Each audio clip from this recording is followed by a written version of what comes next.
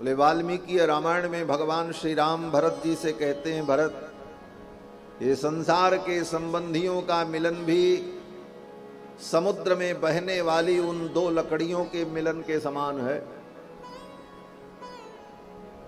समुद्र में कहीं से किसी नदी से बह करके एक लकड़ी आई और किसी नदी से बह करके गई और कुछ देर तक ऐसे तैरती रही, तब तक अचानक फिर कोई एक लहर आई और उस लकड़ी को अलग कर दिया, उसको अलग कर दिया। अब वो मिलन कैसा था?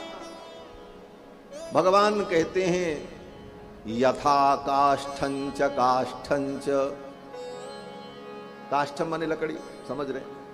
यथा काष्ठंच काष्ठंच समेयाताम महोदधौ, जैसे समुद्र में दो लकड़ियां आपस में मिल गईं, संयोग था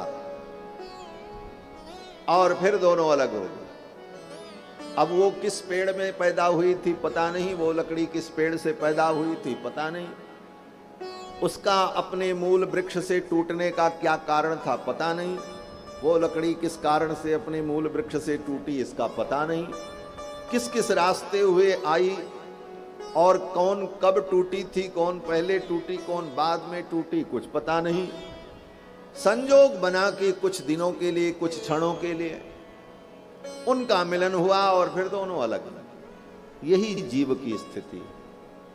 हमारे माता पिता भाई बंधु बेटा बेटी परिवार जो हैं, सब जीवों की यही गति है।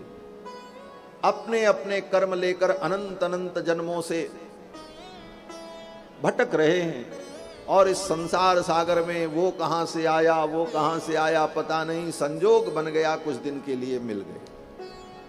समय आएगा वो संजोग टूट जाएगा, लेकिन फिर भी हम अज्ञान के कारण, मोह के कारण ये सदा हमारे ही बने रहें, बस यहीं से दुख की शुरुआत हो जाती है। इसी को कहा मोह सकल व्याधिन कर मूला, तेते पुनि उपजहि बहु शूला। अब रही बात जो संसार में ये व्यवस्था दी गई, महाराज मातृ देवो भव पुत्र देवो भव, माता देवता है पिता देवता है, पितृदेवो भव, पुत्र को उत्पन्न करो, क्यों बोले अपुत्रस्य गतिर्नास्ति। संसार के इस व्यवहार को व्यवस्थित रखने के लिए कोई नियम नहीं बनेगा तो सब व्यवस्था ही बिगड़ जाएगी, अराजकता पैदा हो जाएगी। इसलिए शास्त्र ने एक व्यवस्था दी, इसमें चलो, लेकिन इस व्यवस्था के साथ साथ वास्तविकता को भी जानने का प्रयास। वास्तविकता क्या? और यही मोह जब वास्तविकता को भूलकर व्यवहार को ही सत्य मान लेता है और उसी में रच पच जाता है, अनात्मक ही है। आप ऐसे समझ जाओगे कि जब किसी बीमारी में आप ऑपरेशन कराने जाते हैं तो डॉक्टर आपको एनेस्थीसिया दे देता है, फिर आपका पेट चीर डाले, पैर काट डाले, दर्द होता है? नहीं होता। क्यों नहीं होता? बोले ऐसी दवा दे दी कि अब आपके शरीर में होने वाले दुख का ज्ञान आपके मस्तिष्क को नहीं होता। इसी से सिद्ध है कि ये दुख सुख भी केवल ज्ञानात्मक है। उसका ज्ञान होता है आत्मा को तो लगता है हम दुखी हो गए, हम सुखी हुए। तो इस ज्ञानात्मक सुख दुख को जीव अनुभव करता रहता है और यही जीव की अनादिकाल से दशा है। इस दुख सुख से दोनों से उपरति हो जाए, आत्यंतोपरतिर यस्य दुःखस्य च सुखस्य च, सुख और दुख दोनों की आत्यंतिक निवृत्ति, यही मोक्ष की स्थिति है। इसी का नाम मुक्ति है, यही परमानंद है। कहते हैं साध्य नहीं हो पाते। तो मोह के विनाश के लिए क्या करें? गोस्वामी तुलसीदास जी महाराज लिखते हैं कि बिनु सत्संग न हरि कथा, अत्यहि बिनु मोह न भाग। जब तक जीवन में सत्संग नहीं होगा तब तक भगवान की कथा नहीं मिलेगी। और भगवान की कथा जब तक नहीं मिलेगी तब तक मोह का नाश नहीं होगा। बिनु सत्संग न हरि कथा और ते ही बिनु मोह न भाग। अमोह गए बिनु राम पद हो ही न दृढ़ अनुराग। जब तक मोह का नाश नहीं होगा तब तक भगवान के चरणों में दृढ़ अनुराग नहीं। और भगवान तो अनुराग से रीझते। भगवान को रिझाने का यही तरीका है अनुराग। रीझत राम सप्रेम निसोते। ठाकुर तो 10 लक्षण क्या है? बोले सर्ग, विसर्ग, अस्थान, पोषण, ऊती, मन्वंतर, ईशानुकथा, निरोध, मुक्ति और आश्रय। इन 10 चीजों को जिस ग्रंथ में अनुभव किया जाए, इन 10 विषयों का जहां वर्णन हो उसको पुराण कहते। और इन 10 विषयों का वर्णन जो है इस भागवत महापुराण में क्रमशः वेदव्यास जी ने किया है। पहला सर्ग। सर्ग माने भगवान जब सृष्टि का संकल्प करते हैं, ये सृष्टि ऐसे नहीं बन जाती अपने आप। इसका मूल कारण क्या है? बोले प्रलय काल में जब सारी सृष्टि समाप्त हो जाती है, संपूर्ण प्रकृति ये जो दिखाई पड़ रही है, अनंत अनंत ब्रह्मांड, सूर्य चंद्रमा नक्षत्र, पृथ्वी जल तेज वायु आकाश, इसका 2 रूप है, एक स्थूल रूप, एक सूक्ष्म रूप। अभी जो दिख रहा है ये स्थूल रूप है, और जब प्रलय होता है तो ये सब अत्यंत सूक्ष्म हो जाता है।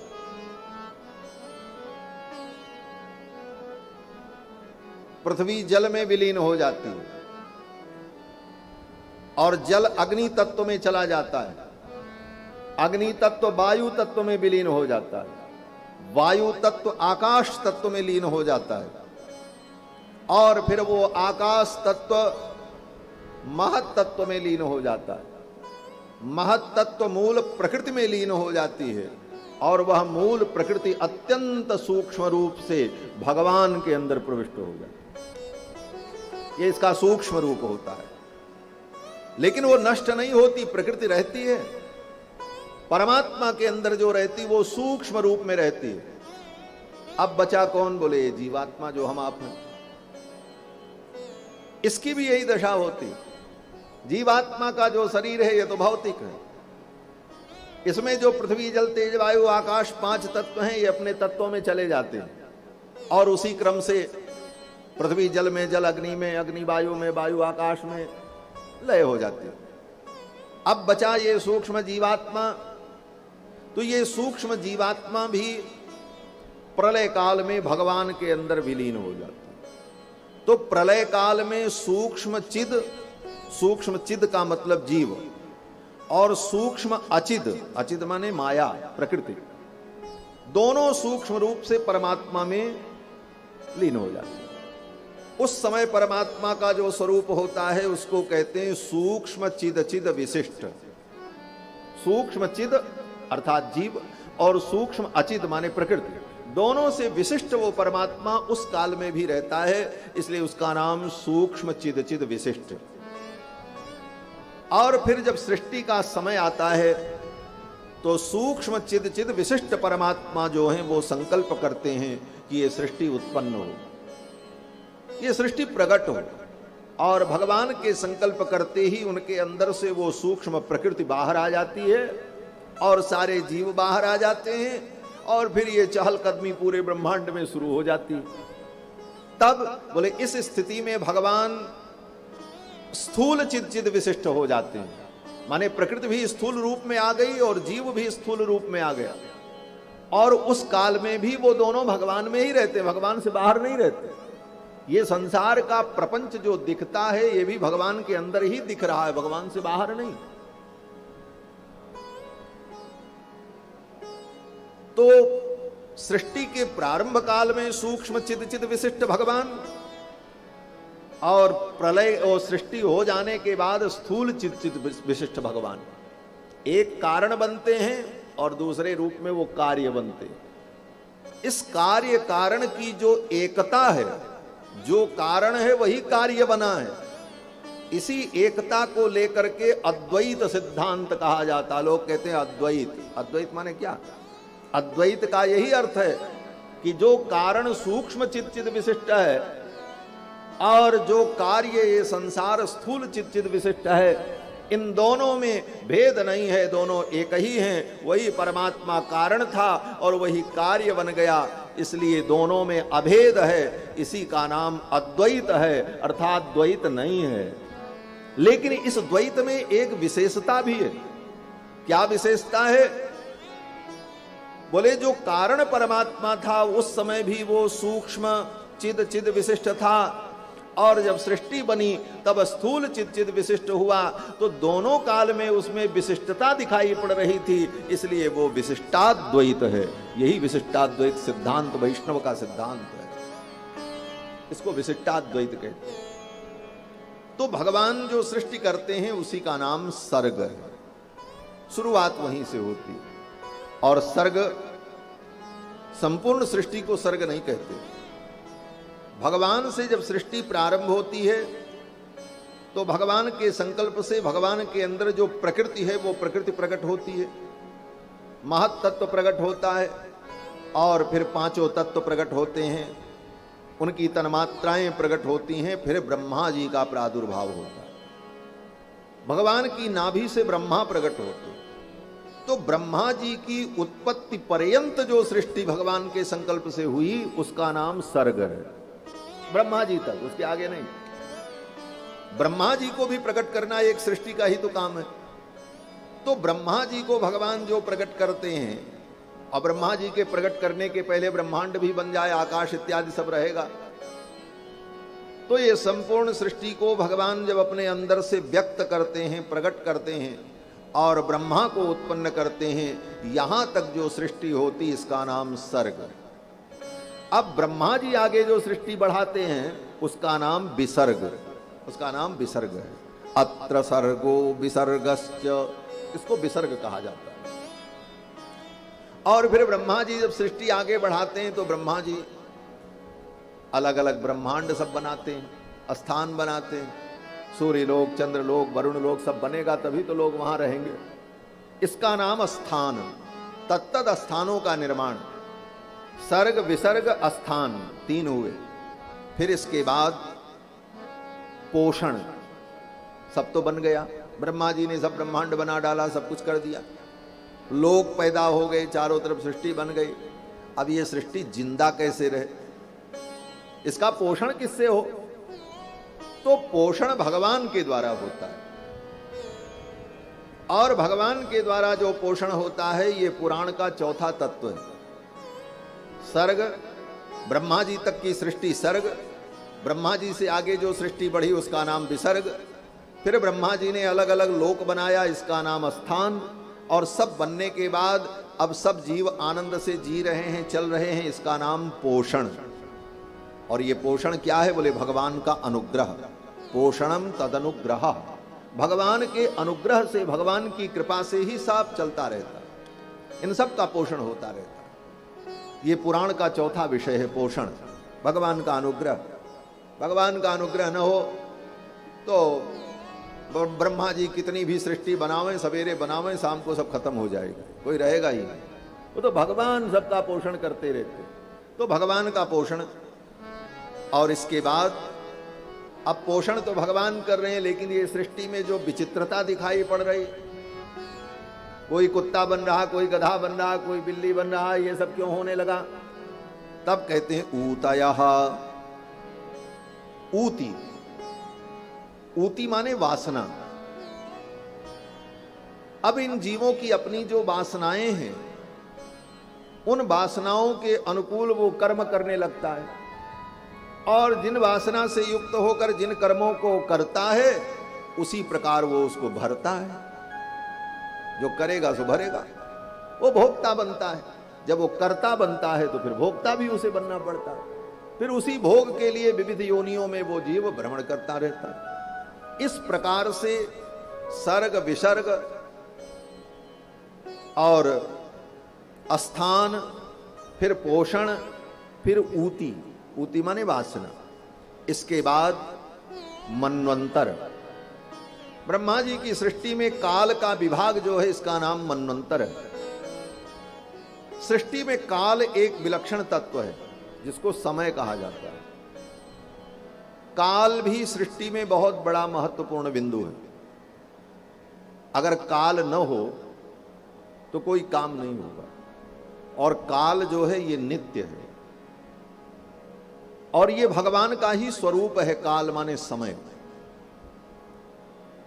भगवान का एक नाम भी कालात्मक है। कालात्मक माने जो काल रूप में, और काल भी नित्य है जैसे भगवान नित्य है। काल नित्य क्यों है बोले, कभी भी किसी को काल की अनित्यता का अनुभव नहीं होता। काल सदा रहता है। जैसे आप अगर कहो कि जब सृष्टि हुई तो उसके पहले क्या था, तो उसके पहले कहेंगे तो फिर काल आ गया कि नहीं आ गया? काल तो तब भी रहेगा। जब ये सृष्टि नहीं रहेगी, जब नहीं रहेगी उस समय, ये समय जोड़ना पड़ेगा तभी वाक्य पूर्ति होगी। समय उस समय भी रहेगा। काल नित्य है, काल कभी नहीं समाप्त होता। जैसे भगवान नित्य व्यापक हैं उसी तरह काल भी व्यापक है। काल रूप में भगवान सर्वत्र व्याप्त है। जैसे भगवान सब जगह व्याप्त हैं। अंतर बहिश्च तत्सर्वं व्याप्य नारायण स्थितः सर्वभूत निवासोसी वासुदेव नमोस्तुते। जो समस्त भूतों में, समस्त प्राणियों में, कण कण में विद्यमान है व्यापक रूप में, उसी प्रकार काल भी व्यापक है। काल सब जगह है। ब्रह्मलोक हो, शिवलोक हो, वरुणलोक हो, वैकुंठ हो, काल सब जगह है। जहां कहीं भी आप जाओ काल सब जगह है। तो काल की नित्यता। तो इस काल का भी व्यवहार के लिए विभाग होता है। काल तो ऐसे अखंड है। जो नित्य होता है वो अखंड होता है। अभी एक नियम है, जिसमें ब्लॉक्स होंगे, टुकड़े होंगे, वो नित्य नहीं हो सकता।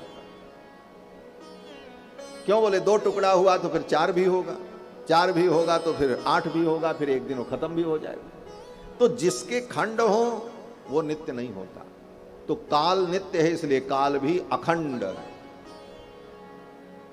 और एक है। कालस्त्वेक एव, काल एक ही।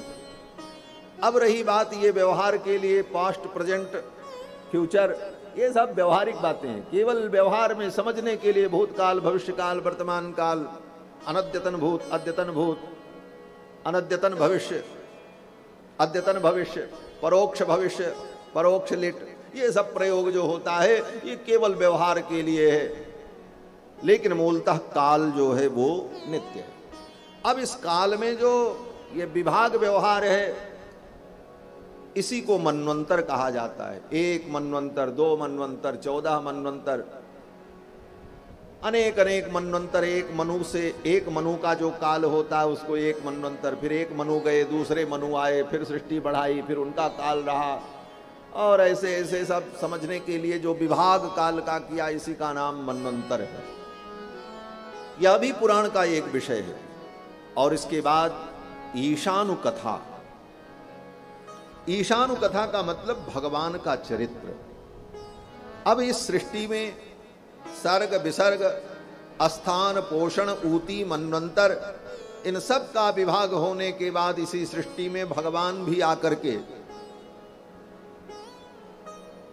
लीला करते हैं। जैसे व्यक्ति अपने ही पुरुषार्थ से व्यक्ति घर बनाता है, जमीन भी वही लेता है, सामान भी वही लाता है, घर भी बनाता है, घर की एक एक वस्तुओं को वही सजाता है और फिर उसके बाद उसी में वो रह करके आनंद लेता है।